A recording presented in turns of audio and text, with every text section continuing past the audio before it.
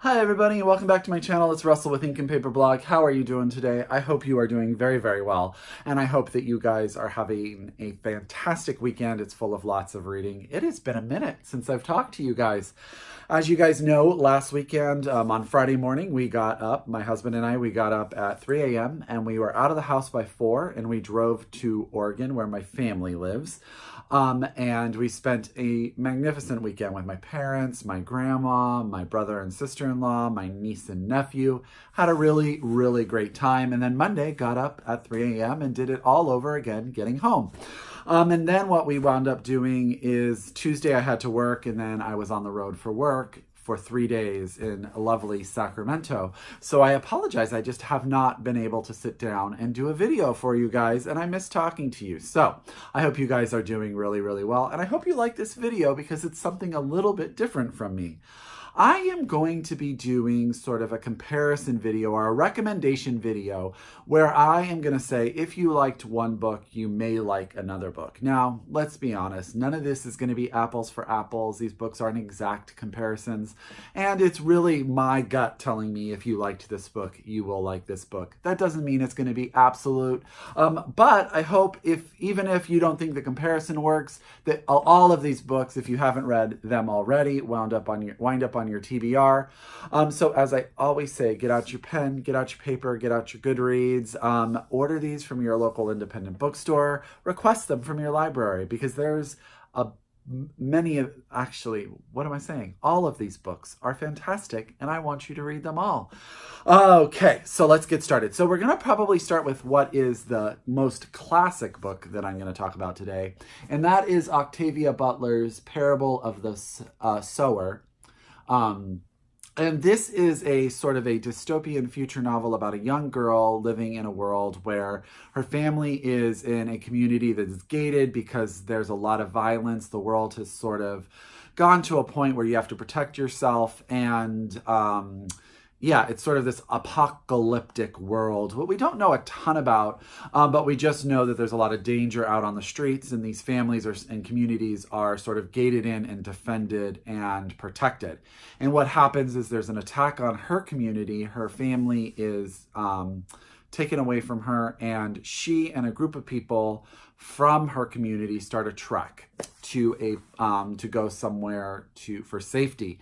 And she has created in a booklet sort of a religion that she is propagating as sort of the leader of, that she's sharing with people as she is going forward on this walk to somewhere in, I want to say it's in Oregon. It's been a bit since I've read this book, but I want to say this book is so good. The main character, let me see if I can get her name, Lauren, is fantastic. She's well developed. She's interesting. The sort of the religion overtones or undertones, really, they add sort of a philosophical and thought-provoking backstory to this idea.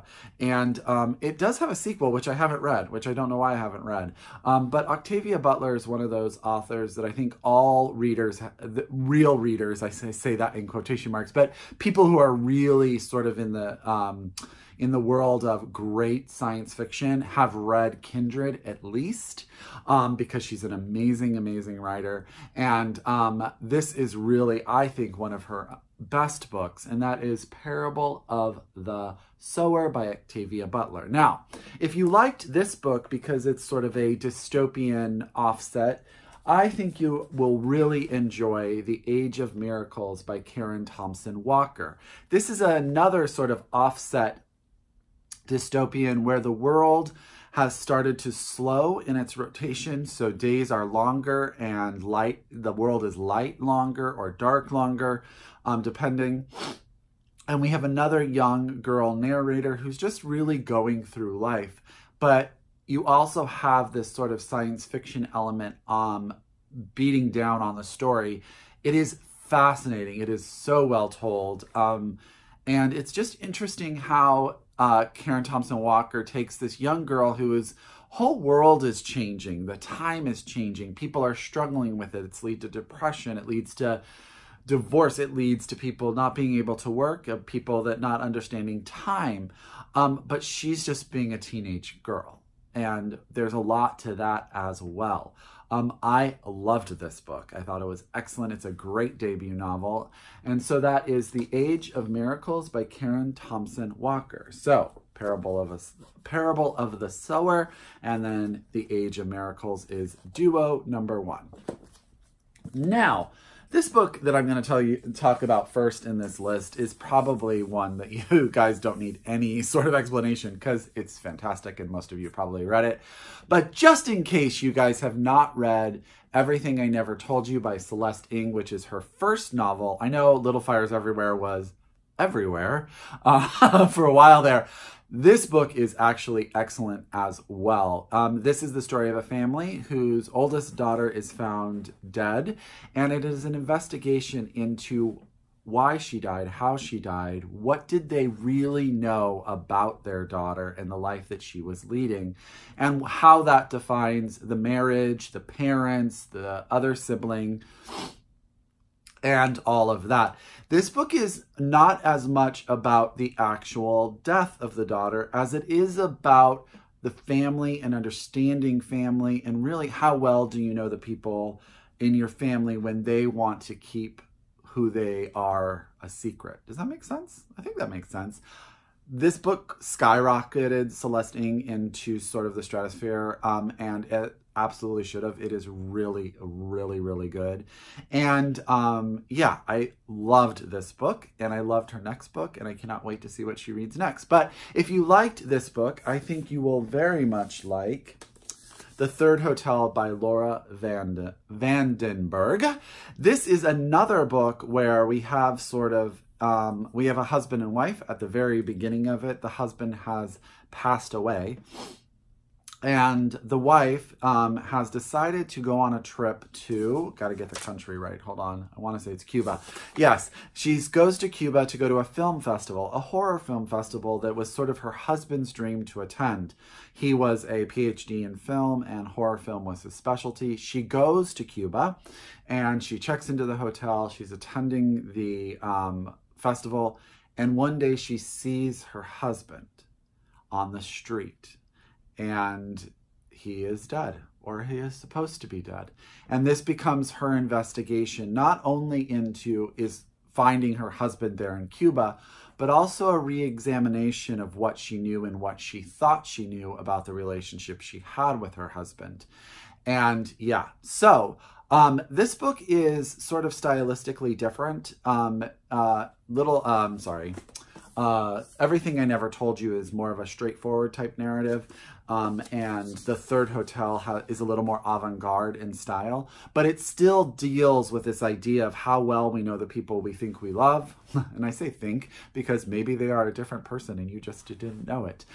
This one has more of a sort of a more intense investigation sort of vibe, but they have that same idea of like examining the inner workings of who you are and your family are as you are dealing with someone you thought or is gone, and how you deal with that. This book, The Third Hotel, has the craziest ending, so please read it and then talk to me about it.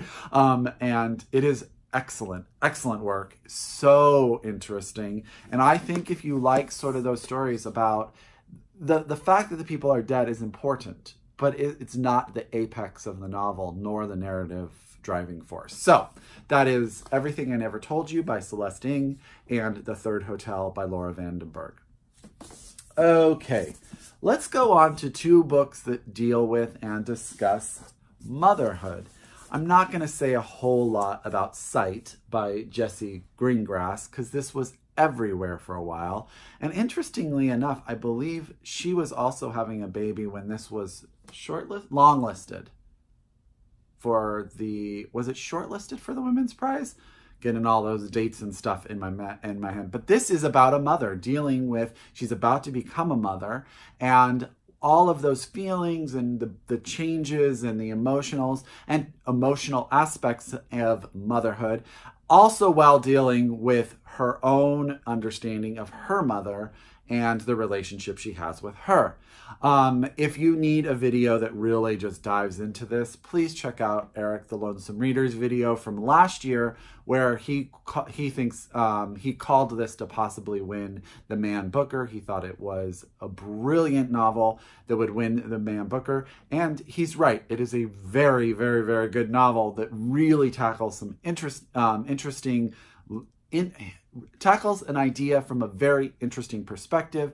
It's stylistically challenging, but I think that that's important. Books should challenge you with ideas and also with style. So, Sight by Jessie Greengrass. And if you like this idea of motherhood, I highly recommend you taking a look at The Golden State by Lydia Kiesling. This is the story of a young mother. Her daughter is, I think, 2 in the book. And her husband has been deported back to Turkey on a green card snafu. And she is raising her daughter by herself in San Francisco. She decides to one day get in the car and drive to a little town where her family owns a home that used to belong to her grandmother. And she just sort of escapes life, but she cannot escape motherhood. And the franticness of this book, of the narrative, like this idea of how to be a good mother, taking care of your daughter while taking care of yourself, while not knowing where you really should be, what relationships you should be building. This book at times, when she really gets worked up on what she should do or how she should handle interactions with her daughter, gets so frenetic that to me it was making my heart just pound as I read it.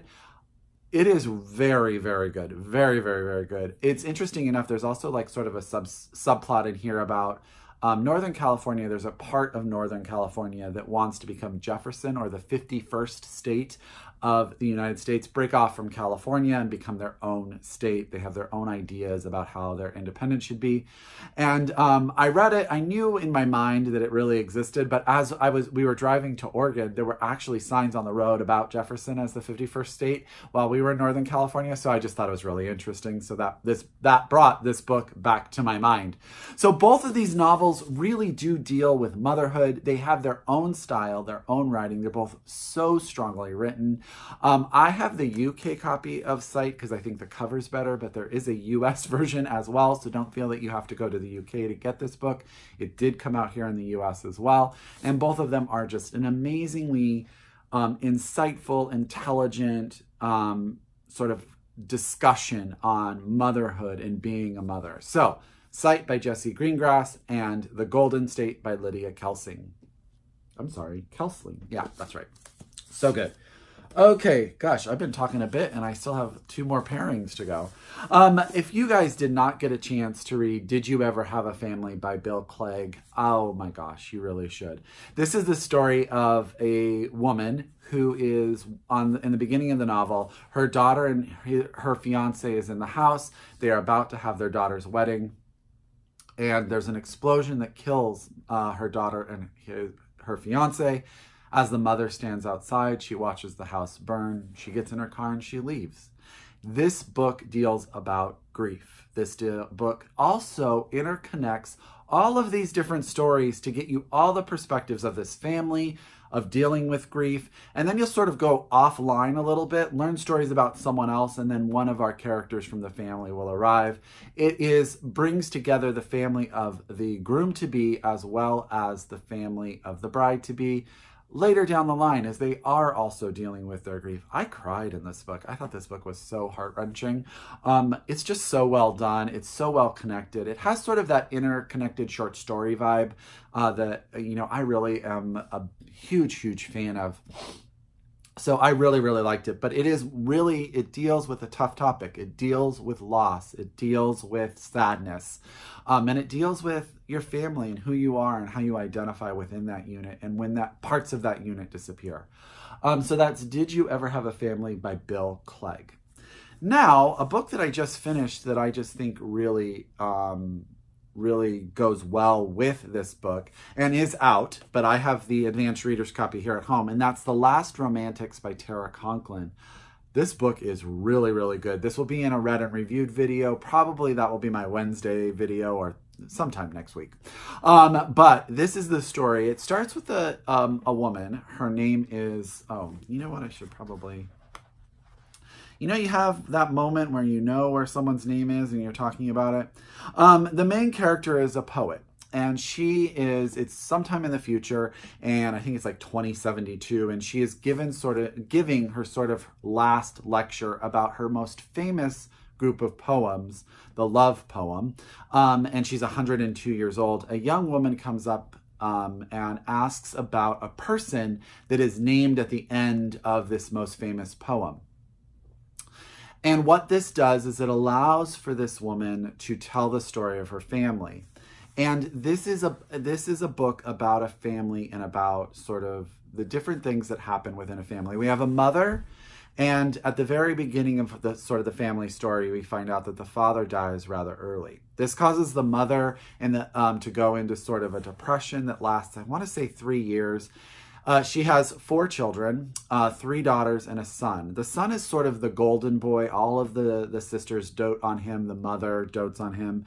He is a baseball player, very gifted. And this book follows them from childhood after their father dies all through up to the time point almost where the book starts, where this woman is sitting telling the story of how this poem came to be. What is great is the main character, and I cannot believe why, for some reason, I can remember Renee, I can remember the Caroline, but for some reason, the main character, because she speaks in I all the time, is, her name is just blanking on me. I'm so sorry. But she's fantastic because she tells a story, but she also gives us the points of view as the other sisters. Renee is the oldest. She's always been the most put together. She is a doctor. She's most driven. We have Caroline, who very early decides to become a mom and follow her husband around, sort of her high school sweetheart.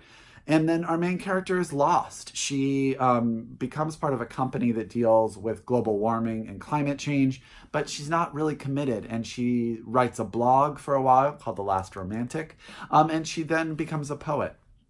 I do not want to give anything. Oh, and the brother goes to college on a baseball scholarship. Lots of stuff happens to him. He deals with a bunch of stuff. And all of the stuff is really sort of overseen by the matriarch. But it's all brought together. It's about loss. It's about family. It's about disconnect. And it's also about love and how love can be really strong when at the times you think it is very weak. I loved this book. I really thought I was totally enthralled with the tone, with the voice, with the story. The only sort of flaw is I really wanted to read the poem. I just wanted to read the poem that sort of starts this. And I don't know if it's in the finished copy because I've only read this one. But I will say, other than that, which is a really small piece, I loved this book. I thought the family was dynamic. I thought it was interesting. And so if you like different perspectives on love and loss and dealing with love and loss, I highly recommend Did You Ever Have a Family by Clegg and The Last Romantics by Tara Conklin.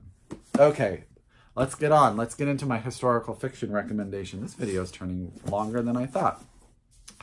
I want to say 2 years ago now, this novel came out, The Women in the Castle by Jessica Shattuck. This is,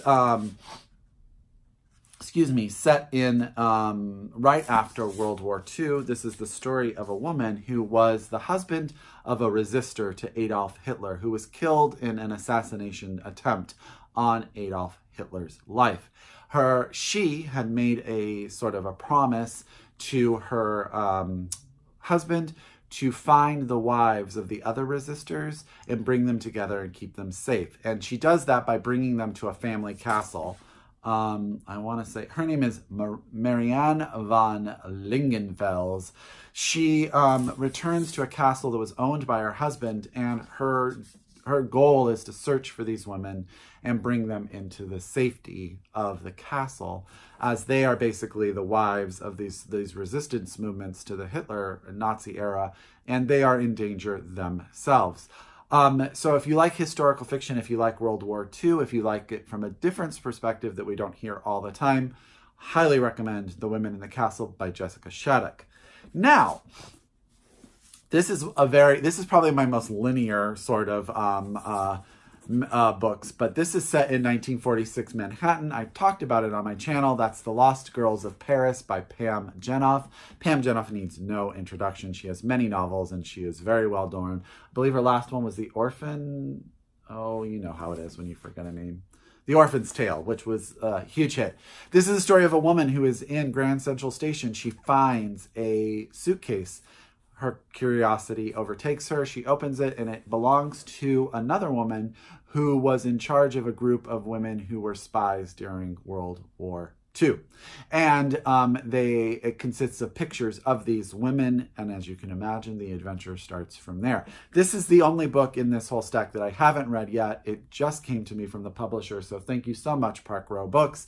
I want to thank you for sending it to me. It is really up there, but I seem to feel like these would be a really good tandem if you're looking for some historical fiction, World War II, from different female perspectives. That's The Women in the Castle by Jessica Shattuck and The Lost Girls of Paris by Pam Jenoff. I hope you guys liked this. This was a little bit different. It ran a little bit long because you know I can talk about books all day long. As always, if you're a return subscriber, thank you so much. As you know, I am so appreciative. If you are new to my channel, I hope that this interests you to come back and watch some more videos and that all of these books wound up on your TBR. So until next time, I wish you happy reading and I'll talk to you guys soon. Okay? Bye!